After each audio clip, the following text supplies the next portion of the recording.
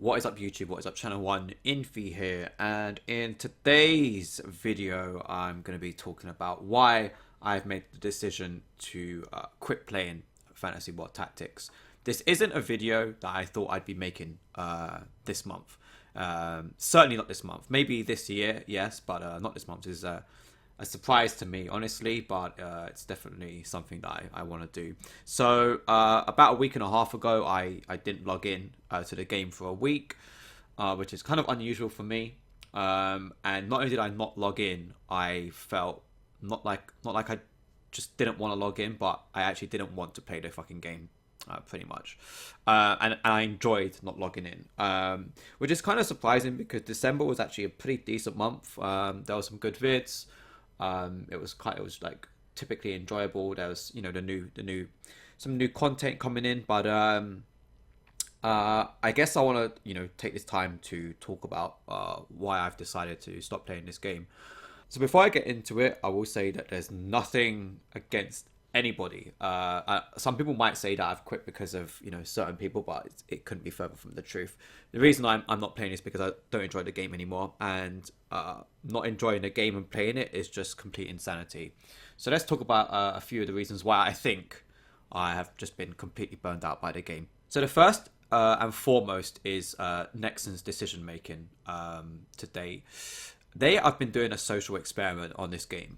Like seriously, you'd think that Nexon's CEO is like Vitaly's or some YouTube prankster or something, because releasing a costume for Amora for $80 and giving it movement is actual fucking insanity that you probably would not see on any other game. Like, I don't know about you guys, but do you guys know of any other game where you pay $80 for a cosmetic item which gives you gameplay benefit?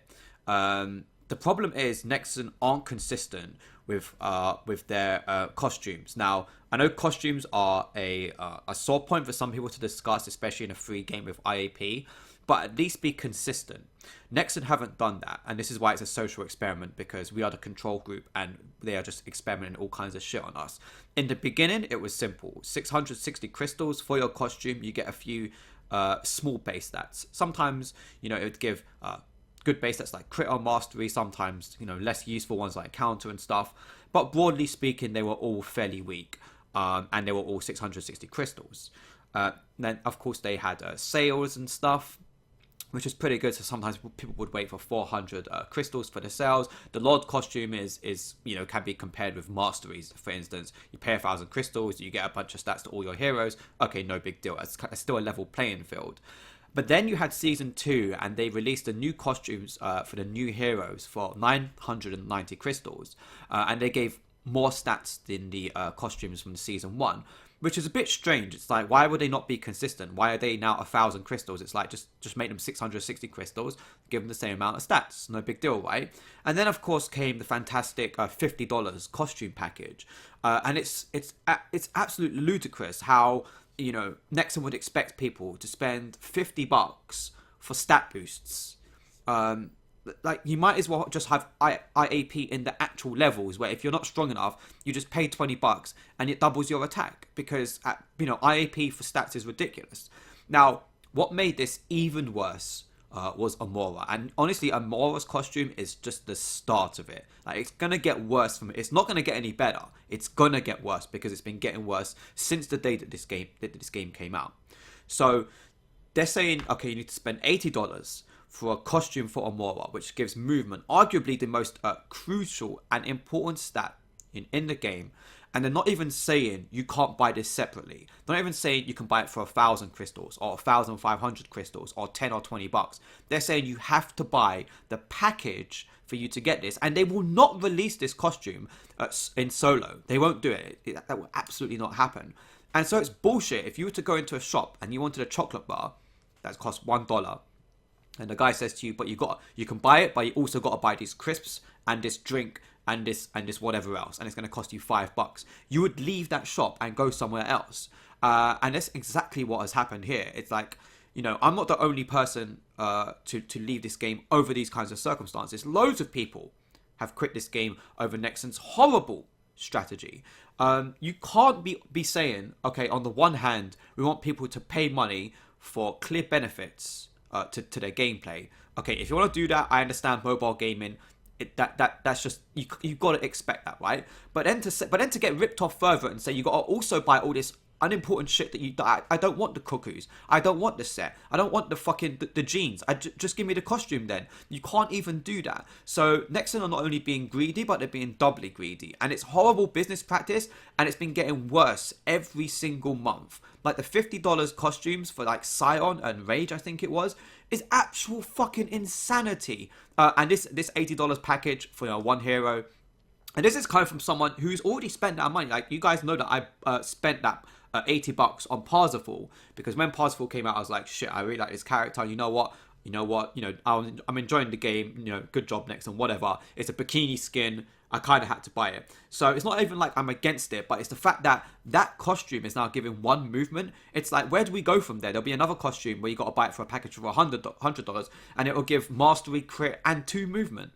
And extra range on Soul Gear, which Soul Gear already does, and some Soul Gear are pay to win. The bloody Soul Gear was pay to win, and it gave extra range on skills, which is just, it's like insanity. So Nexon's business practice leaves a lot to be desired, and it doesn't sit well with me. And I've honestly said this before. Loads of people have said this before. I'm pretty sure that there's very few people who agree with Nexon's pricing strategy in this game. And it's something that's getting worse, and it's spiraling out of control, and so no more for me. Now, the second part is about the content of the game. Now, I know I say this jokingly a lot of the time, but I honestly think this game has had the worst development cycle in 2017 out of any game I've ever played before. No joke. Because you need to remember, I come from a time where I started playing this game a few weeks after it was released, and so I'm an OG player. I'm not the best player, but I'm definitely an OG player. And I was there when you go into the battle mode, and you had Dimensional Battle, Battle of Honor, and then at the Hidden, you had a Coming Soon. And that Coming Soon was there for 1.5 fucking years. And what do we get after 1.5 years? Battle Arena. Like, the worst game mode you could ever find in any game. Period. Because it's a game mode that restricts you. It's like they're saying, okay, here's a new mode with all these just stupid fucking ridiculous rules, and it's not fun.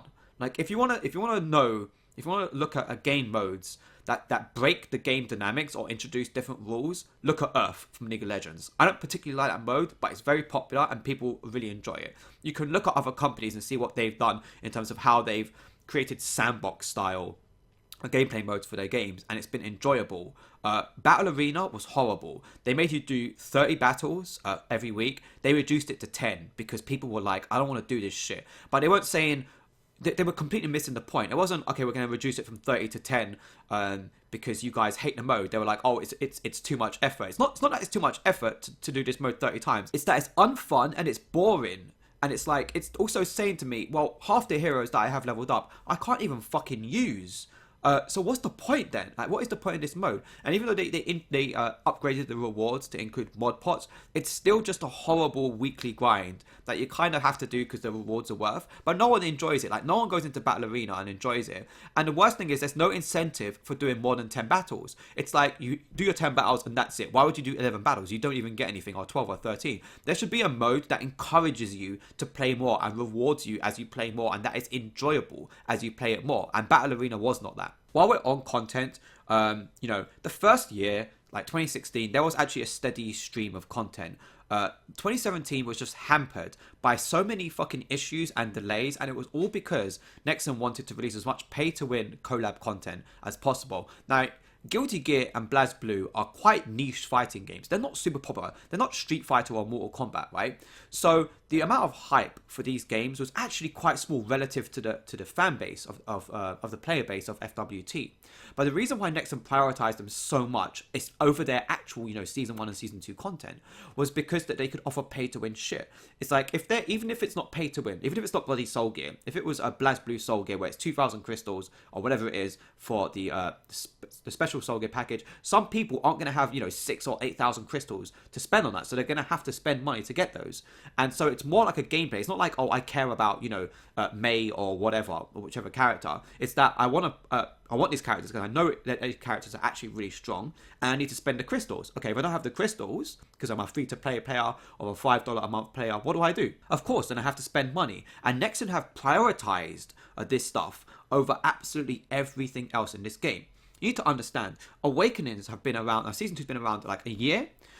They've awakened half the fucking cast of Season 1. Meanwhile, collab characters are instantly awakened and revamped and prioritized on. So by the end of 2018, do you guys think that they are going to awaken all the Season 1 heroes? Of course they're not going to awaken all the Season 1 heroes. There's no fucking possible chance they're going to do it because they're focusing on other pay-to-win stuff and collab stuff above their Season 1 content. It's crazy that only like half the Season 1 heroes have been awakened in a year, which brings us back to the issue of content when it comes to balance. They haven't even awakened half, they've awakened a fraction of the FWT cast, and now they're introducing limit breaks. Now you can go from level 70 to level 80. It's like, mate, more than like 2/3 to 3/4 of the cast are pretty much fucking unusable because they're unawakened, and now you're introducing a new mode of transcending. That is absolute the most. I don't know of any other game where a company has decided that that's a good idea and that they've done that. And it's like, Nexon, get your fucking priorities straight. Awaken all the fucking cast. Let everyone awaken their heroes, whichever ones they want to, get their soul gears, and then focus on a new way to level break and limit break. And limit break is just the typical Korean grind. You get 10,000 HP, 1,500 attack, or whatever it is, and it requires a shitload of XP, so you need to grind the fuck out of those characters. And that is all that is just a time sink, and that's just what Nexon wanted to add in. Again, speaking of content, I was really surprised when it came to the end of the year, even the start of this year, and there's been no mention of any live modes. And so, if you look at other games, it's 2018 now. You look at other games, what sells? What do people want? People want PvP. Now, I understand mobile platform is not the best, but it's pretty casual and it's catching up to other areas of live PvP. You can find loads of mobile games on the market. Some of them are actually pretty decent that offer a live PvP, and FWT doesn't. Now, turn-based games are fantastic to have PvP. I mean, look at the success of Hearthstone, for instance, or even Shadowverse. There's a number of elements that you can put into the game to ensure that a turn-based, real-time live PvP can work in mobile games, and FWT should have that. And the fact that they don't is ridiculous. I mean, you can imagine how much fun and how much more enjoyable this game would be, rather than just a fucking grind constantly. That I could just have a lobby and I could have live PvP matches with people and record them and upload them and do videos and just, or co-op dungeons, for instance. It's like, how the game doesn't have that is ridiculous. And if Nexon aren't going to implement it, I promise you, eventually this game will die because it's not evolving with the current trend of other mobile games. Come to think of it, if Nexon ever put in live PvP in this game, I'd actually consider coming back. That would be the one consideration for me to come back. But for all other purposes, this game just feels like now too much of a grind. Look at Unknown Paradise. First of all, the name is dumb, but whatever. Unknown Paradise is what Guild Raid should have been. Like, Unknown Paradise is quite casual. It's a few turns, it's a week in, week off.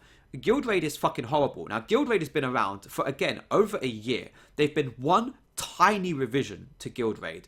When they have promised that they will focus on it and work on it, they did absolutely no work on it in 2017. They made a few changes to 2 stages.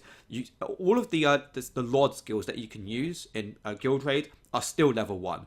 Guilds really, honestly, now have no purpose besides the fact that you can get soul gear. Where's the collaboration? Okay, so one guy has got a good merc, and then that's about it. Like, there's no collab with your other people apart from me going to Channel 1 and flaming people. That's the only kind of... honestly, the chat is the most social function of the game, which is ridiculous. In a game that has, should actually have multiplayer functions, having the chat as the most social aspect of the game is ridiculous. It should be an added benefit, not the sole creator of multiplayer content. I could go on for a lot longer. This video has already gone on for a lot longer than I wanted it to. The game's still good, don't get me wrong, but there's too much wrong with the game, for me at least. And at this point in time, I just don't even enjoy the game. I'm not having fun with it. I don't. I get home for instance, I don't even open up Nox player because I don't even want to like go near the icon. Like I would log in and be like, fuck this, I just want to leave. It's just there's too much daily grind. Yeah, great expedition. Yeah, great guild raid. Yeah, great blah blah blah. And it's like, what am I playing for? What is the purpose? Just to get a shitty fucking set at the end of the month. Yeah, great. I mean, the pay to win. I gotta admit, this is not a pay to win game. But if you're saying you have to pay, this much for whatever costume, it becomes pay to play because you're wanting to play at the maximum capacity of your heroes. And if you're saying, well, it's going to cost you $80 to do that, that doesn't make any fucking sense. And only a few people are going to do that. And you're just going to alienate most of your other player base. Even some pay-to-win players are actually upset because the drop rates, which are another thing in this game, are honestly horrendous. And I feel that Nexon manipulate these drop rates so hard. If you look at the opening months of Season 2, I saw 3 SS sets being pulled every 10 to 20 minutes. Now, you're lucky if you see 1 being pulled in a day. That's how rare it is now. So I honestly feel like Nexon manipulate the drop rates too much. And also, this is one of the only games where they do not disclose the drop rates of gear. Like, we kind of know internally, but Nexon don't publicize it. And it's like, that's kind of disingenuine. And let's be honest, Nexon are completely disingenuine, especially when it comes to their development on this game. They're constantly fucking lying. You look at Unknown Paradise as a clear example. It was supposed to come out on X date. And then when X date came around, they were like, "Oh, we recently just found something where it completely broke the game, so we need to delay it for a week." It's like, in no circumstance should that ever happen. Like, something should be played and tested way before the release date. Like, they would know in advance. The fact that one of the developers just happened to play and be like, "Oh, by the way, I found this glitch which breaks the game and it's supposed to be releasing this content in an hour," it means nobody fucking tested that shit. And Nexon, one of the problems with the fact that they're a large publisher and they do a lot of in-house stuff is they've got devs that they cycle between their games. So you've probably got 2 or 3 people at most that actually work on the development of this game. And they come in, they've got limited time, and the boss says, "Okay, we need this mode." So they have to hurry it because then they get shipped off to a different game. And that's how in-house development of publishers is. And it's not a good practice. And what it means is, because this game makes less money than a lot of other Nexon games, it means that those developers will focus less time on the development of FWT against other more profitable Nexon games. And so that is the reason why I'm leaving this game. I've got no interest in playing it no more. I honestly don't think Nexon will do anything to kind of like increase the player base of this game. We've already seen people drop off over time. I'm just one of them. There's nothing important, so I'm a bit more infamous. It doesn't really mean anything. I've always said that this game doesn't hold any special place in my heart, and it's just a game. And if I ever came to the point where I didn't enjoy playing it, I would stop playing it. That time is now. Of course, then that leaves what happens to this channel, because there were some videos that I wanted to do, other bits and pieces that I could consider doing, but primarily this channel was an FWT dedicated channel. So without me playing FWT, it would make very little sense for me to continue making vids on this channel. At least that's it for the medium term. I'm not sure what will happen in the future, which is kind of a shame because it's the start of 2018. I've been busy with other stuff, so no big deal. But not feeling like I want to upload vids onto the channel no more. I'm definitely split about that, but it is what it is, and I accept it. So, an apology, I guess, to all of you guys, and also a big thank you for the amazing, kind of like 2 years that I've had. It's been fun. I've learned a lot, and I've really enjoyed managing this channel and the people, my fans and enemies alike, even a lot more than the game. So you guys are the real MVPs. Thanks everyone for the support. I hope this won't be the end, but for those people who want to log off and say goodbye, unsubscribe, and all that shit, I'm absolutely okay. No hard feelings. So in case you don't want to, and in case you are looking for Inphy Season 2, then stay tuned, I guess, but I can't promise anything. But feel free to like, favorite, comment, subscribe. Moose Tits OP.